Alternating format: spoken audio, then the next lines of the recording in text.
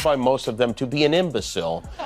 But when the cameras are on, man, oh man, they cannot get enough of everything he says. We are going to conquer the vast frontiers of science, and we are going to lead humanity into space and plant the American flag on the planet Mars and even far beyond.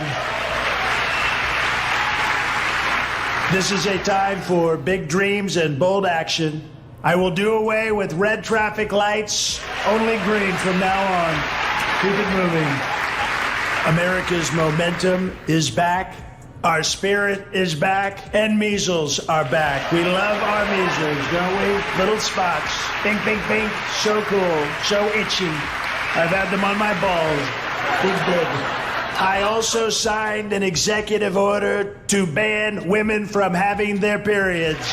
It's demeaning for women, and it's very bad for our country. Melania says it's that time of the month, all month. She's fantastic. So much menstruation. Melania. This whole thing has brought back my 8-year-old self. It's been a gift from God. It's like literally like brought me back to 8 years old where I used to sit in my room. Trump is toast.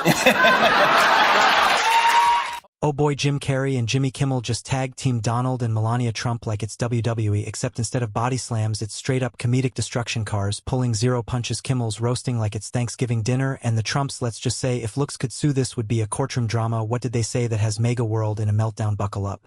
Because this is brutal, hilarious, and absolutely unmissable. Donald Trump has pushed us to the point where we can't even agree on the weather.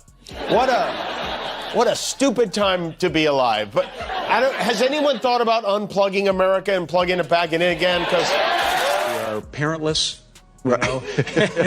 We are babysat by the television. We're taught how to think by the television. That's the dangerous thing about what's going on right now. There are generations growing up right now who are learning to lie.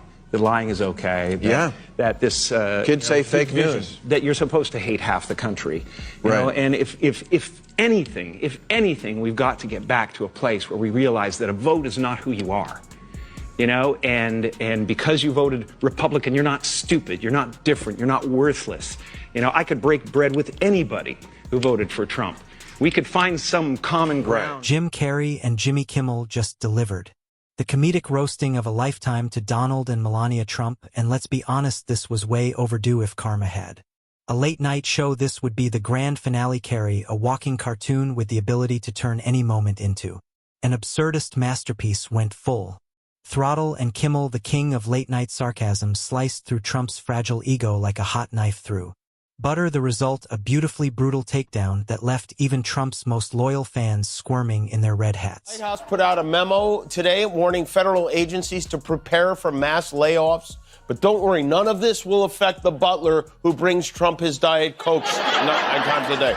You know, they sent an email to millions of government employees instructing them to share 5 things they accomplished last week. Trump said they would be fired if they didn't, then said they wouldn't be fired. Then he said they would be semi-fired. Now he's saying they'll be wood-fired with caramelized. If you're enjoying, please subscribe. Trump, of course, is probably furiously typing in all caps right now, pretending not to care while secretly drafting a 3 a.m. rant about woke Hollywood elites and low ratings. The irony, he cares more about what celebrities think of him than actual policies or basic geography for that matter. Remember when he thought Belgium was a city? Yeah, we do too. And Jimmy Kimmel's a loser. Dude, Jimmy Kimmel, I did him a lot. He'd be standing on the sidewalk. Oh, sir, may I bring you in? He'd bring me in every time. All they do is talk bad about Jimmy Kimmel's a loser. Dude, Jimmy Kimmel, I did him. Let's not forget Melania in all this. While she usually floats in the background like an AI-generated first lady, she wasn't spared either. Kimmel had a field day with her robotic demeanor, throwing in just the right amount of shade to make you wonder if she even wanted to be there at all.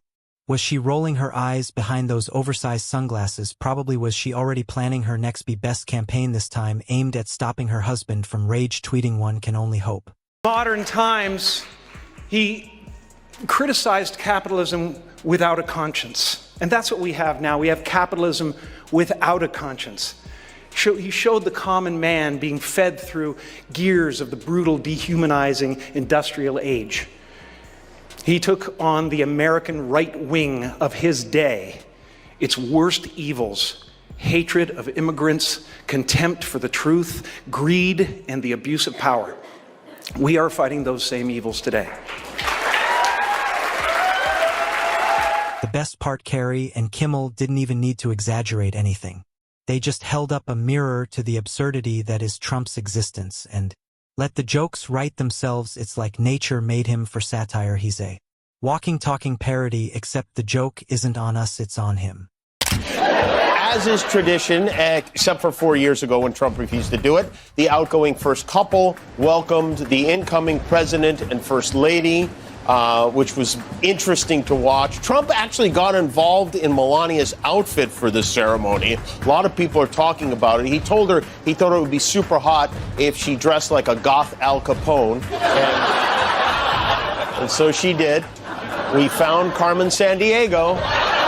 Imagine waking up every morning and realizing that your greatest enemy isn't a foreign superpower, a secret cabal, or even the IRS. It's two late-night comedians with an arsenal of jokes sharper than Trump's understanding of basic geography. The irony here is almost poetic. The man who built his brand on being the loudest, most thin-skinned bully in the room is now melting down over a little comedic payback. It's like watching a pro wrestler suddenly complain that the punches are too real.